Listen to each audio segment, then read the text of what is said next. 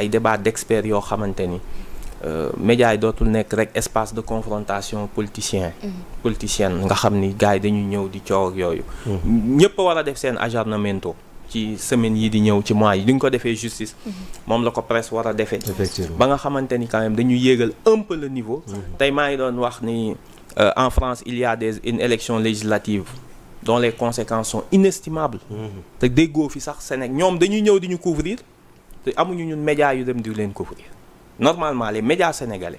dañu waroon apporter un regard sénégalais sur ces élections. mais amul kenn mënul yóbbu sax ba buñ ko defoon benn association boo xam ni dañuy jël 3 journalistes. yu bokk ci médias yëpp ñu tànn leen ñu dem couvrir ko. jox la parole ñuy gis xoolal rek loolu ni mu kiyee ñu gisoon des chaînes sénégalaises tendre la main le micro à des Français. comme ci manifestation ñoom rek ñooy ñëw di ñu tendre la main. loolu tamit gis nga ni ko président Diomaye Faye defee ci ambassadeurs yi.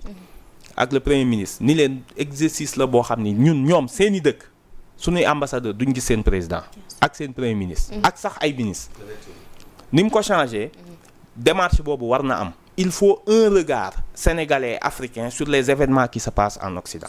renversement symbolique la au début. mais après nag regard la nga yóbbu nit mu wax réellement kan mooy te enjeu yi am na. parce que y a un pouvoir bu fay waaj a ñëw su ñëwee quelles sont nos relations ak la France ci franc CFA ban décision le gouvernement boobu su amee majorité na la jël. exceptionnel déggoo fi benn débat sur la géopolitique sur les relations internationales. loolu tamit lu ñu war a soppi la. médias sénégalais bu doon sama sago Sénégal 7 tey génneel ma reportage boo xam ni dans les campagnes françaises la wax leen lu tax ñu tànn le Front National lan moo tax ñu tànn le Rassemblement National loolu aussi état accompagner leen ba ngeen am doole donc y a un nouveau modèle économique bu médias yi war a am pour am cette crédibilité parce qu'il faut un regard africain sur les événements en Occident ñu bañ a bàyyi rek ñoom lu xew ñoom ñu ñëw indi ci seen vision transféré ko donc loolu dina am solo.